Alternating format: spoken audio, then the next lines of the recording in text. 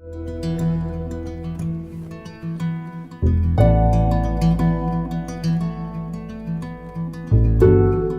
wanted to conclude our second day and indeed this conference in a somewhat informal setting, and we will do so with an interview with Professor Eviatar Matania. The interview will be, we will have discussion for, I guess, 40-45 minutes, and thereafter we will open it up to conversations and questions. And if people have urgent questions and business during, so of course we will be happy to hear your interventions. And we really thank Eviatar for joining us this evening. So there's a saying in Aramaic that doesn't translate so well to English of someone that's Safra and Saifa, and I think about Eviatar as Safra and Saifa. Safra means book. Eviatar is a man of books. He completed several degrees with distinction, also PhD at the Hebrew University, and was part of a Talpiot program. He was head of the Talpiot program, and of course, books is only partially correct because Eviatar is also a person of numbers, not only words. And Saifa means sword, and Eviatar carried out several roles in Israeli military, and again, sword maybe doesn't properly describe what he did, because a lot of what he did was not only sword, but I would say even shield.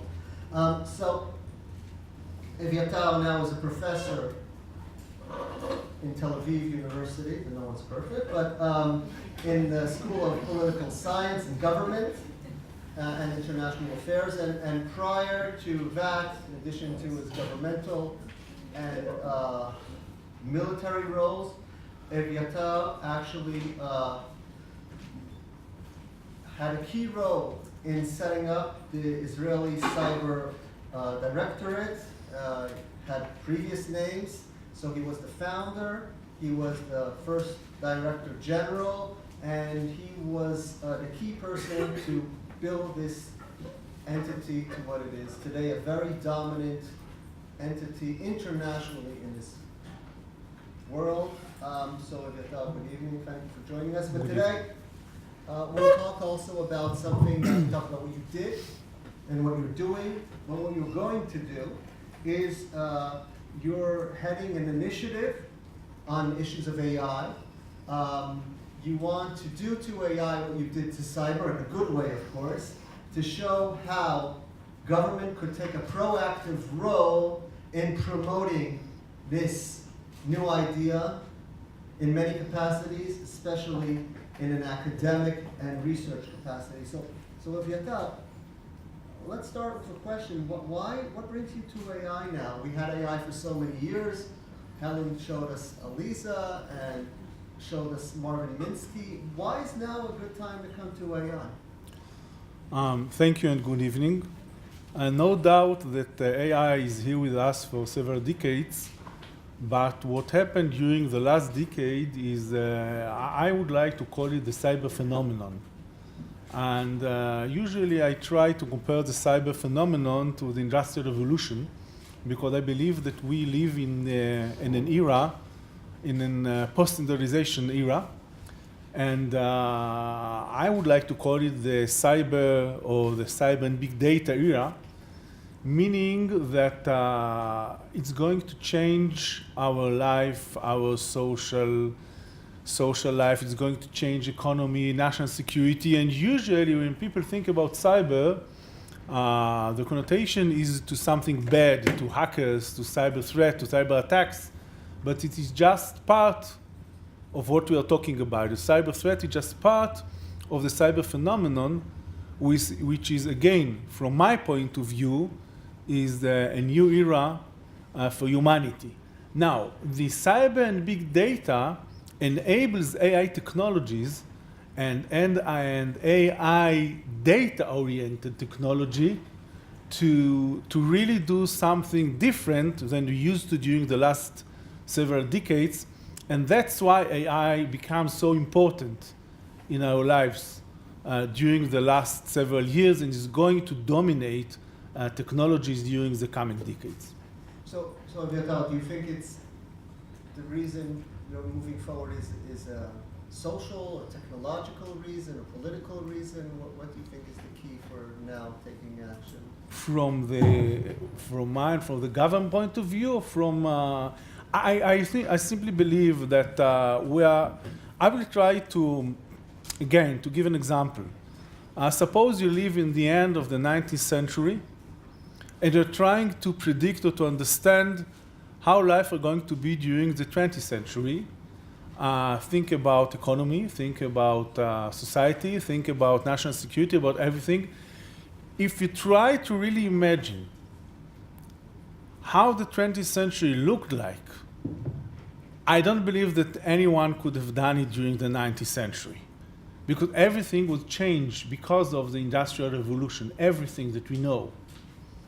And I think that we currently live in the beginning of the cyber era, meaning that everything is going to be changed. That's why the whole issue of the new technology is the same as the steam engine has changed everything that we know during the 20th century. I think that AI technologies, data-driven AI technologies, data-oriented AI technologies, because there are also other AI technologies, composed with the cyber phenomenon, which is the cyber phenomenon, again, from my point of view, is the combination of the total connectivity, the computerized systems, and the ability to take it into people. This combination of AI technologies, AI-driven data technologies, and the cyber phenomenon are going to change everything. So from my point of view, it is everything: national security, economy, and society. Oh, great. So before Courtney and Helen, they mentioned a few dystopic views of AI. They talked about Marvin Minsky. They pointed to Elon Musk. Given your interest in moving this forward, what do you think of all these fears and dystopic views of AI? Do they scare you? Do certain elements scare you? Do you find some of the threats and dystopic views irrelevant? It is very difficult to predict. But again, I will go to the past.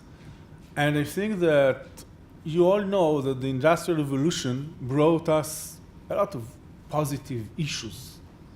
But in the same way, they also brought us, for example, the Second World War, which was the industrialized war that we have ever had, with 50 million people killed, with everything different that we knew in the past about war. So I think that the same will happen with the cyber phenomenon and AI technologies. I think there are big advantages, and I fear some of them. In terms of maybe beyond dystopia, how do you think maybe AI will change social structures? So, again, I'm very careful. I do not like to predict, but I would like to point towards several issues. For example, technologists. Just try to currently view the salaries of engineers and scientists, and I'm not talking about social scientists, but about technologists. Just look at the salaries in Israel, in the States, in Europe, and the salaries of others. We are establishing a new class of people. So the same as the Industrial Revolution established or created the middle class and the workers. For example, now we are creating a new class of people that are going to be in demand, are going to have much better salaries than others. And this is something which is going to change everything that you know about work, about employment, about workers, about what people are going to study. This is just an example of how it's going to change our social life. Other examples are, as were mentioned here, so I don't want to repeat, but for example, risks for democracy, like the social scoring in China, it's not just China. I will give you an example of Israel, from Israel, which I'm going to talk about in 2 weeks in a conference in Tel Aviv. Israel has decided to have a credit a database governed by the government, not a private one, of all its citizens. Now, no one wanted it because one wants to really have surveillance of people. No. Everything is economical driven. But if you ask me, this is an example of something that we start now because we think, oh, it will be very good for competition about credit, and we are all against the banks. But as soon as we have such a mandatory database, which everyone should be there, I think it will start something new. And someone mentioned here that we will be treated not as people but as numbers. So I believe maybe that the credit score of each citizen in Israel will start describing us. If we can really take not just a loan, but to have new houses and other things. And you know, things are starting, you know where it starts, you never know where it ends. So this is just, for example, risk from my point of view to our democracy, to our autonomous, to everything. So I'll take you for a few minutes back to your military service. Many of the fears that are related to AI, also this is impacted by science fiction, they relate to military uses. What do you think of these fears and what can be done to perhaps mitigate them if needed? So I have to admit that I truly understand the fears from AI in military use, but again, from my point of view, I feel more from from things that are going to change our society and economy. Because, and if you ask me, we will see the risks, we will mitigate challenges in our society well before we will see them in military. It will take time for military to really give some vehicle to decide if to kill or not to kill, if to do this or not to do this. But we'll see it first in our cars, in our algorithms, in our banks, in social scoring. We will see, and all the challenges, we are going to confront them in our social and civil life, I believe, much before we will see them in military use. And that's why I think that we should focus on and try to really confront and solve the problems of our civil life before we go to the military and try to change them. Military used to kill people, and they will do that either ways, here or there. But when I'm going through a train and it's going to affect my life, or the social scoring, everything, and to change my behavior, I fear it much more than what military is going to do with it. I'm going to push you a bit more on that because we see in the last, since the dawn of man, we see that military uses are actually driving innovation in certain directions, and in many instances are ahead of other areas. And I think your context, the cyber context, is a key one. Where we saw military uses and even innovation coming from the military. So in view of that history, don't you think that it will be the military driving AI innovation, and that will be where we should be worried about first, and then the other issue? So I do agree. I would like to differentiate between military pushing algorithms and innovation and military pushing other things. Yes, some of the innovation also comes from military use, yes, not everything. So both in cyber and in AI, I believe that will be some new algorithms innovation coming from the military, but also from civilian use and innovation, which you can see among the Silicon Valley or in Israel and other places in the world, in China. And not everything will come from the military, but of course, usually when the military needs something, for example, in SIGINT organization, which were mentioned here, so they were the first to use cyberspace for intelligence, for example, but other innovative spirits were also, we could find in civilian market, and they drove it also.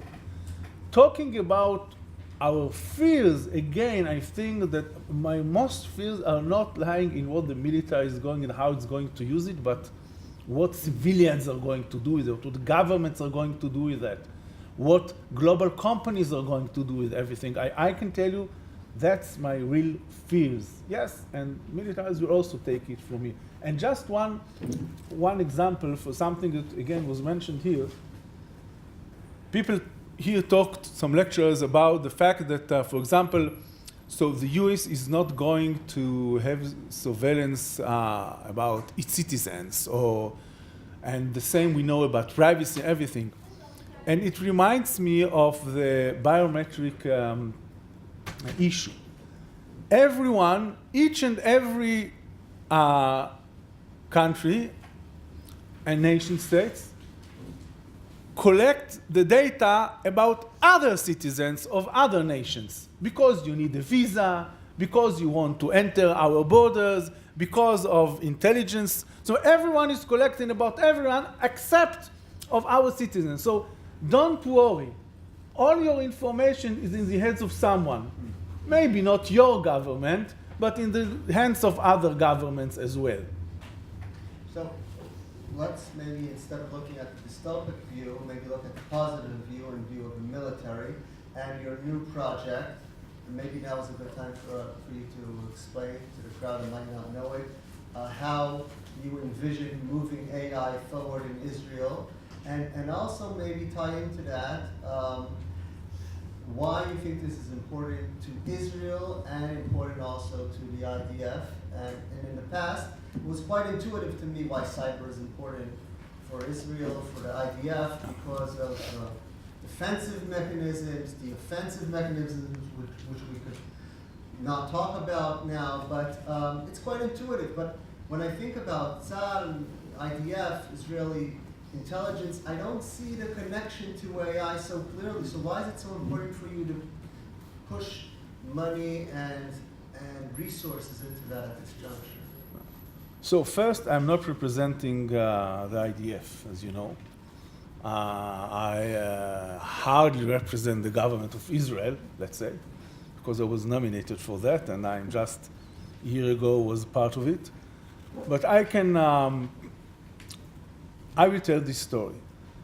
Currently, you can see around the world two races for digital superiority.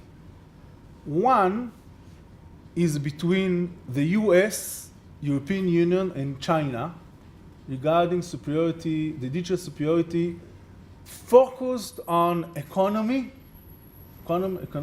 driven, and society.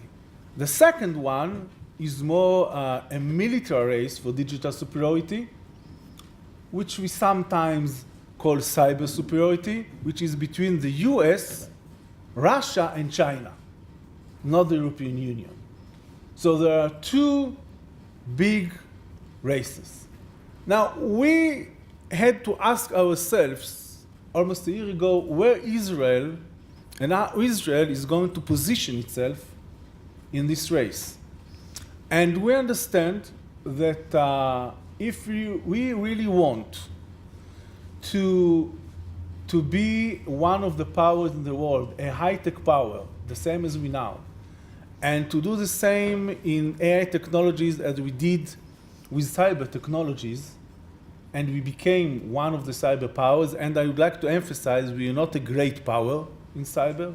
There are only three great powers, the United States, Russia, and China, but we find ourselves a power behind them. And we are responsible for 20% out of the world private investment, which Israel in cyber. So we asked ourselves, what is going to be with AI? And we understand that unlike the United States, for example, we cannot leave everything to the free market. We are a very small country. We cannot compete with the budgets, nor with United States budget, European Union, or China. But we can sometimes use the disadvantage of being so small as an advantage, because, for example, we can put in one room decision makers for government, for the security forces, from the academy, our industry, and to generate a national plan. So what we did is we recommended the Prime Minister, who approved our recommendation and nominated me and Professor Ben Israel to lead a team to recommend to the government about a national plan of how to become an AI power, an AI, I call it more smart or wise systems, which includes all the AI technologies. And the emphasis on what is critical for Israel that we need, otherwise we are not going to be there. Second, not what's critical, but where we have advantages over the world and we can put budgets and efforts and to lead and to build it as an economical power in Israel. And third, which national plans, and I not mean 100 points of recommendation, but which 3 to 5 national plans can really take us to there. This is the objective of the team that we are currently leading.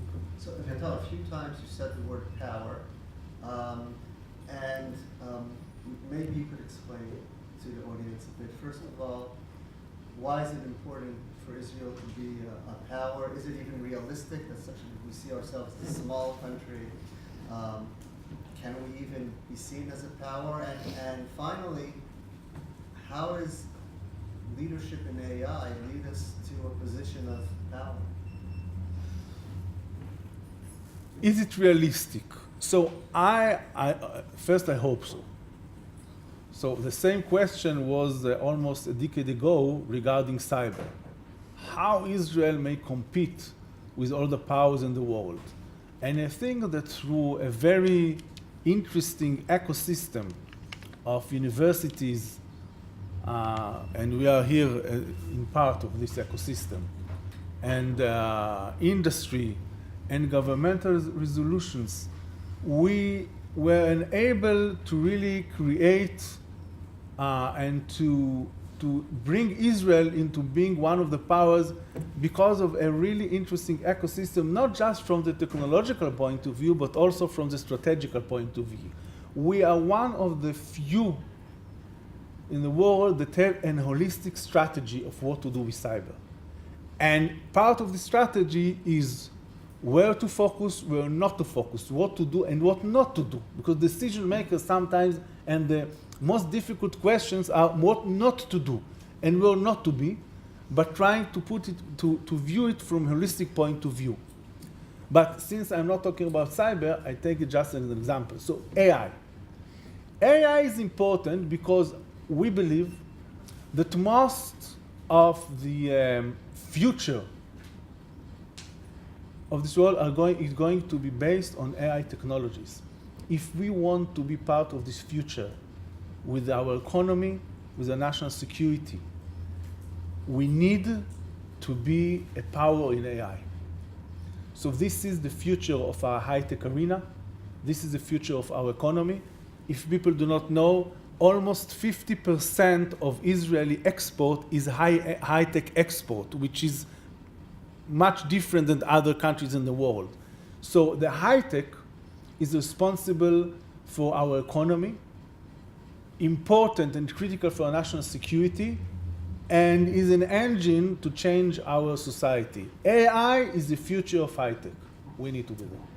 So you mentioned the previous venture, the future current venture, the cyber experience that we're part of here in our center, and AI. What differences, what's similar in perhaps moving this forward? Do you think it's going to be more difficult or easier? It is different because cyber stood for two issues. One is technologies, and the second one is security, national security, cybercrime. So we had to build also structures in order to mitigate cyber threats, and this came from these 2 points of view: security and I call it economy and technology. AI is technology. There is no AI threat. AI is technology. So it is different. I am not going to establish a cyber directorate, which is responsible from cover to cover for the defense of the nation in cyber. So we need to find different ways and different structures. An AI directorate. What? An AI directorate. I'm not going to establish an AI directorate, no. This will not be part of our accommodations, but you are right. We need to also figure out which structures to build and how to build the governmental structure in order to lead and what to do. So this is technology. Technology that is changing everything. So it's different from the cyber. And sometimes, in Israel, it is easier to push issues which have some security notion. It's easier because national security is important. It is easier to convince the prime minister and the government. It's easier to receive budgets. It's easier to do things. So with talking only about technology, everything is very clear, but we need some different attention in order to push it. But again, we know how to do that and how to put it also from national security point of view and why it is so important. So we're sitting here in academia as part of our operations of our cyber center, and Niva, the director, and myself, we were engaged in a very long negotiation with the cyber directorate, with Eviatar and others, to set up our center. And it was clear from Eviatar and from Tal, and it was before predecessor of Einan, that there is an objective of promoting academia in cyber. Is this something you think needs to be done in AI as well? Do you think you need to take a role in promoting academia, maybe pointing academia in a specific direction, or perhaps this is something that business has a more dominant role? First, you are right. It took some time to establish this center because of the bureaucracy of University of Haifa. Because we, the government, knew how to move very fast, as you know, with other centers. But we succeeded. So, regarding AI, I'm more than sure that we need universities and academia to be inside and to lead in knowledge, in understanding, not just technological issues, but social issues, other challenges, ethics, legislation, everything, regulation. Academia needs to lead. I'm sure about it, and I am sure that our recommendations will be there with academia as one of the leaders. Because if we leave it just to industry, first, I think it will not be in the frontiers of understanding the issues, not the technological ones, not the others, and we are going to live in a world that I don't want to live in. So I want the academia to lead not just from the computer sciences faculties and engineering faculties, but also research centers, as we have here, regarding ethics, legislation, as I mentioned, everything that was mentioned during this day, because I want them also to influence the government. And this is very important. And one of the things that I'm all the time think about is how to build such a structure through which academia will influence what the decision makers in the governments and regulators are going to adopt and to decide in order to build the AI technology in Israel in the right way. So this is very interesting, and I have to say, I don't think I heard this from you or anyone, that you identify not only a failure, a market failure in industry and market, but a potential failure in governmental decision-making, and academia could have a role in closing the gaps in both realms. How do you think is best to link together industry and government and academia in the AI context? Because in academia we're used to be ignored often. I have to admit I don't know yet how exactly to do that, but we'll find the right structure and the win-win situation. It will be not just to close some gaps. The academia should influence, policies. Who in the government is going to understand in AI? Please tell me, in which ministry in Israel, leave other countries, in Israel, in which ministry you find people that understand in AI, in technology, or in ethics, or think about the issue, or know how to regulate it? Try to find. I can give you the answer. I know the government very well. You can go to a journey. You will not find them. I don't know if they even have eyes, so AI. And you not find them because the whole concept of how government is built and its employees does not cope with the frontiers of technology. The cyber, we needed to establish a specific structure so the government will be able to understand, to develop, to build, and to lead. So we need also to do it in AI. But who is going to supervise it? Who is going to really build the policies? Academia. And that's what we are going to do.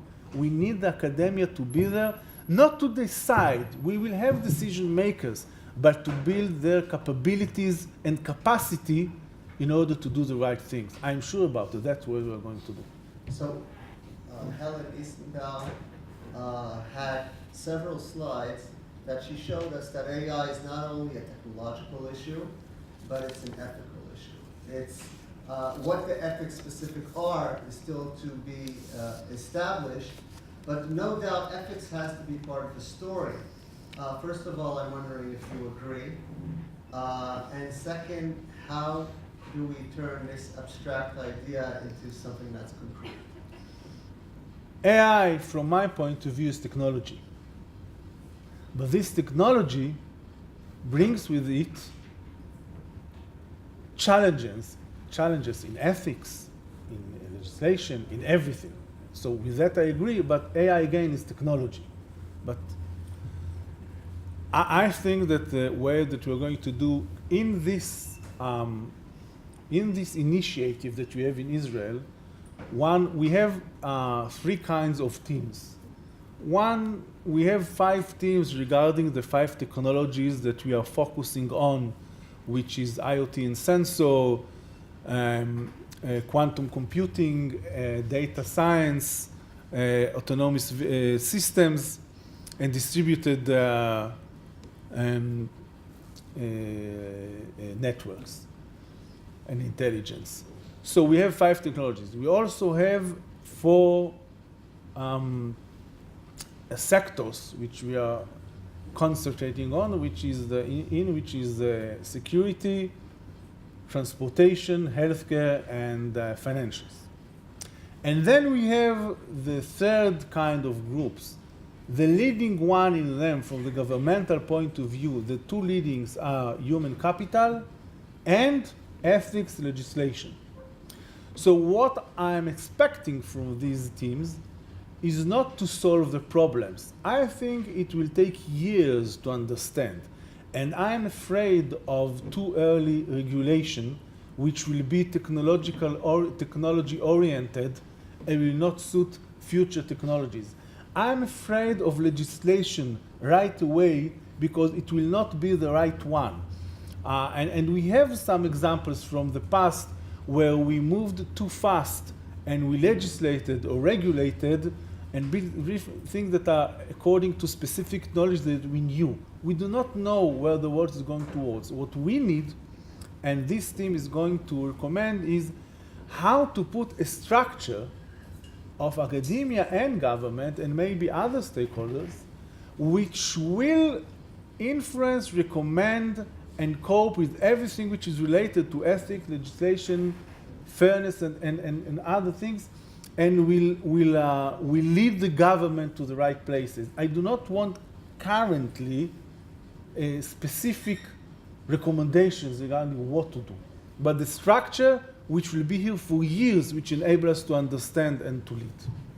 I don't want to put you on the spot, but just like as our final point, if you see the recommendations come out on the ethical and legal issues, what would you say if something is missing, you say this missing factor is too much, I'm going to send it back. What kind of such omissions will be crucial, in your opinion, in the work on recommendations on ethics and law? In other words, what do you think is something we must have in this realm? We need to build a balance between our need to build an economy which is based on AI, side by side with ethical issues which enable us in Israel not to change the way society currently look like. I call this whole issue democracy, whether it's civil rights, whether there's privacy, or this is democracy from my point of view. I want to see in the recommendations what are the most important issues which we should put along the way in order to keep our democracies.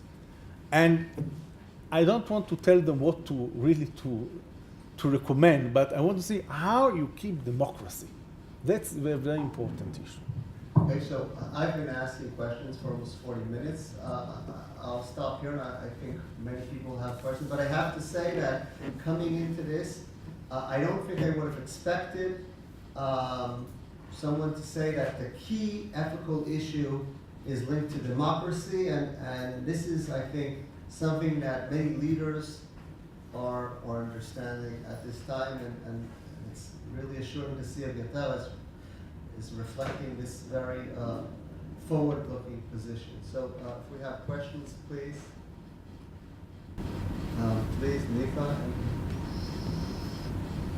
So, three questions actually. One has to do with going back to the last question about the competitive advantage of Israel. You look at AI, and it's an industry that is data-driven, and we are 8 million people. I mean, China is 11 billion. I mean, how can we compete? Unless we change the paradigm, what AI is. But if we still stick to machine learning, this is a very small number. Speaking of that, or just assuming that this is not an advantage, thinking about the way in which the government can collaborate with industry, what do you think about data sharing? How do you think this is something that could be done? Most of the data belongs to government. One of the concerns that we've heard about today is about public-private collaboration that came up again and again, and how dangerous that could be for democracy. That this is a resource from which we actually build these machines, smart machines. Third question has to do with the role, with how to prepare government for AI, and a lot of the focus of this discussion has been on regulation, but I'm also worried about procurement policy, about training of people that have to work with Palantir, right, or with other companies in the private sector, and they don't know how to consult a smart assistant. They don't know what the meaning of what they get, and I think that may require training on behalf of the government in order to make the government user-friendly to AIs. So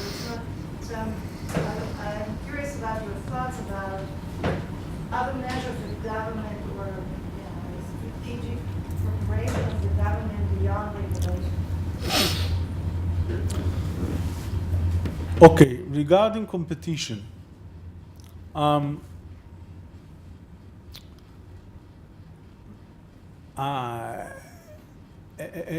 about the fact that China and Israel together are 1/4 of the world, but China alone is also 1/4 of the world. So you ask how we are going to compete with data. The fact that AI, the new technologies of AI are data-driven, this is a fact. But trying to look at the future, I believe that the real competition will not be on data. The same as fuel during the Industrial Revolution. Fuel is important, and rich countries, because they have a lot of fuels here or there and others, natural gas, for example. But in the past, it was not. It was coal. But the real competition was with the countries that succeeded to be industrialized economies. And these were not, for example, the countries which had more fuel. And I think data is the same. Currently, what we see, in the beginning, Britain became one of the industrial powers because they also had coal, but they became a power because they had the right regime and businesses and everything which really took them to being one of the leading industrialized nations, then United States and others. I think the competition is going to be about algorithms, storage, information, knowledge, wisdom, and not data. Data will be expensive. You will need to buy it. You will need to do something to get to it. But I think that the competition will not be there. And what Israel has to suggest is the algorithms, knowledge, wisdom, understanding, not data.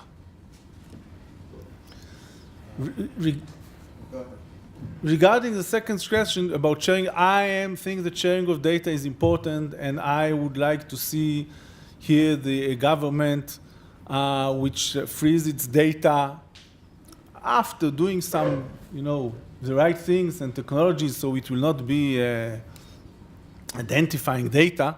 But I think it's very important that the government will take all its data for universities, by the way, for research, but also for the industry and others. Yes, I think it's important, and it's going to be part of our recommendations. And third thing, regarding governments, I usually try to differentiate between what I call tactics and strategies. We are making a lot of mistakes during our journeys.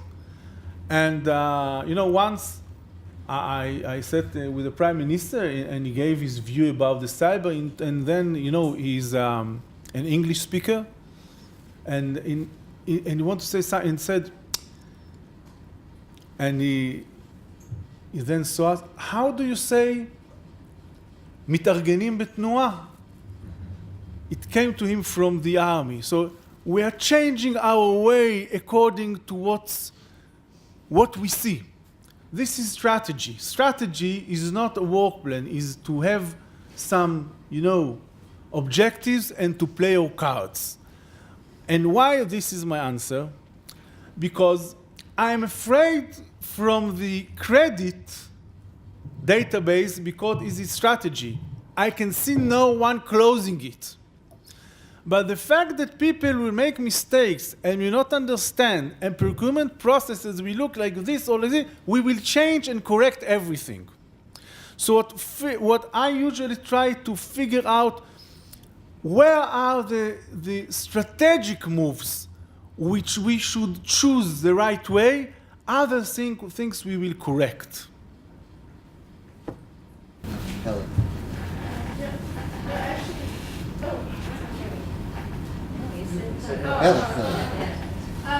Actually, the question I had was very much neither about data. But maybe one of the reasons China can take this on is because they have so many people. And then I thought your answer was really on the nose. You know, this is actually just an observation. Having spoken to someone recently who was from one of the Israeli HMOs, and saying that there's a big push in Israel to use AI and data science to produce medical knowledge and better treatment and so on.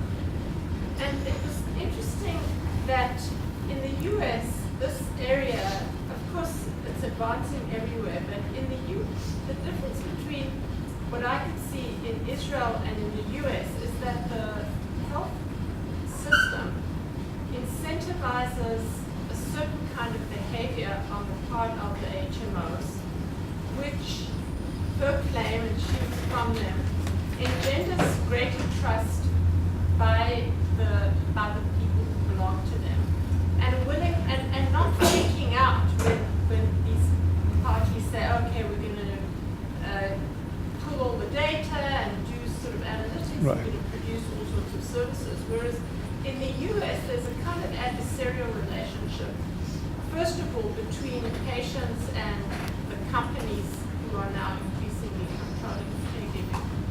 And then also competition among the different companies to hold the data close to their chest, Right. and not to collaborate. And so I'm just sort of reinforcing in just this little case that and because there's so many now touch points with health, wearables and whatnot. In fact, it's not necessarily about how many people, but how many touch points. And, as you say, the system that incentivizes a kind of collaborative attitude between the data subjects. And that's just not something that I see happening. So that's an observation.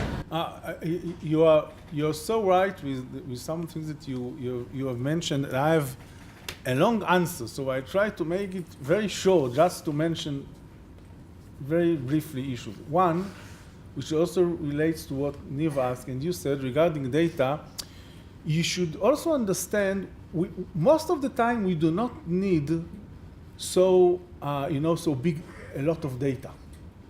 For AI algorithms, all the time you do not need 1 billion people. You do not need them. Sometimes tens of thousands or hundreds of thousands of few millions are enough for everything. The fact that there are those who are trying to really have data about everyone is not because of research, algorithms, and knowledge, but in order to control. And this is the difference. When I'm talking about AI, knowledge, and algorithms, I know that I don't need 1 billion people inside it in order to have the right understandings of what's going on. No in healthcare, no in other. I don't need 1 billion. You want 1 billion when you want to control them, or to really have the information about a specific person, about everyone. For research, for understandings, for new knowledge, you do not need all of them. You need much less data. And this is something very important to understand. So part of the race for more and more data is not because they needed to have better solutions, understandings, but to rule, to control, and to influence more people in business, or it is business-like or governmental-like. Now, my second question is what you talked about is regime. Michal here is suggesting that the differences in regimes around the world are going to be a critical issue in our capability to be an AI power. So if we limit and bound the ability to store, to share, how the competition is going to look like and what to do with the data, this will be a problem, much greater problem than if we have less or more data, from my point of view. And I think that what I care for is the regime that is going to be in Israel. This is why I think that sharing of data and the whole healthcare structure is very important in what we are doing. So, my question is about what you said about regulation. I agree about getting it right. And my question would be, if we wait and see and take time with that process, and regulation in the sense of legislation takes a long time, then what do you think we need to do now in that gap in between? AI now. Yeah. Again, if we go too fast to legislation, we may lose the competition and we may not be in the right place. So usually my recommendation is to have, for example, I like soft regulation, which means recommendations, best practices. That's what we prefer. That's what we think is the right thing to do. And governments and academias and norms and some agreements between different stakeholders may sometimes influence much more than legislation and tough regulation. Usually when you regulate or when you legislate, you go to the minimum bar. And I prefer currently, and also in the future, to be in a world where we have some agreements, we have best practices, we recommend to global companies, we expect them to behave in a specific way, we will put it on the table where they do not do the right things. I think it might influence in a better way, and it will not bound us to specific technologies or legislation which is so difficult to change. Yafit, you want to start? I wanted to follow up on the regime point, because it's not just about how these systems will be implemented. It's also, you hear the claim that and you just pointed to that regulations stifle innovation. We hear this claim all the time.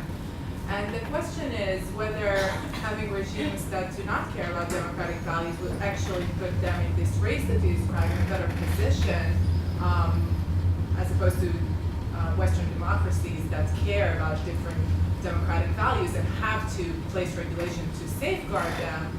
So what do you think about that from the race perspective, from the technological perspective? But you're right. It is easier for non-democratic regimes to cope with the technologies if they do not care for human rights, democracy, and other issues. But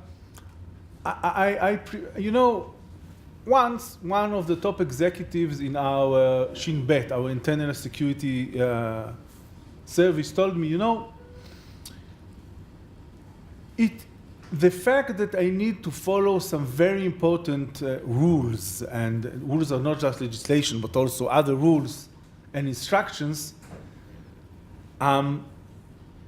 leads me to be innovative and to be better. So I don't want a bounding regulation, but I do think that we will find the right creative and innovative ways of overcoming the problems. But I prefer to live in such a democratic country, but to balance the issues and to wait a little with the legislative regulation, but to bound. And I know I have some difficulties and disadvantages, but I think we can be creative, but not go to too difficult regulation right away. Wait, we do not understand the world. We had a few more questions in the class for you. Yeah, I'm just thinking aloud with you, okay? Putting together some of the things that have come up. Small economy means we have less natural data. I mean, naturally, we have less data. Okay, so in order to overcome this comparative advantage, because we need some minimum of data, which it might be that a small economy needs to put more emphasis on cleaning the data, on organizing the data, on sharing the data, on even data standardization to some Right. point. So maybe this is the kind of regulation that we need more than maybe a large economy needs? Oh, yes, I do agree. I think that being so small, some of our creativity should be in, okay, we are going now to make a market which will be easier to share data, and really the government will help and support and will be the first to do it, for example. Yes, I do agree with that. And you know, as soon as we do it, we have enough data for all the research and what we want to do. Yoram? I want to refer to your comment about the employment market. It's not just that currently we face two economies in Israel, and there are people who are getting high salaries and people who are getting low salaries, but if you look at AI, it will affect the whole population in the sense that most of the people do not understand what it is at all. So what is the role, what can be done in the sense of communicating this revolution to the people and to put people into the employment market? So it was just an example. The technologist is looking at it to understand that we have a new class. That's what I tried to, just as an example. From my point of view, education. Starting in the age of 6 in elementary school, education. In Israel, you should, from the age of 6, should study not just Hebrew, but also English and the language with the computer sciences, meaning from the beginning. And the same as we educate for other, cultural issues that we care for, I think that it should be part of it.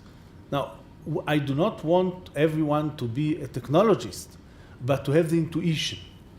The intuition, you can lead and be part of it if you have the right intuition. For example, I think about a new BA in universities, which we can, please do not duplicate, which we can,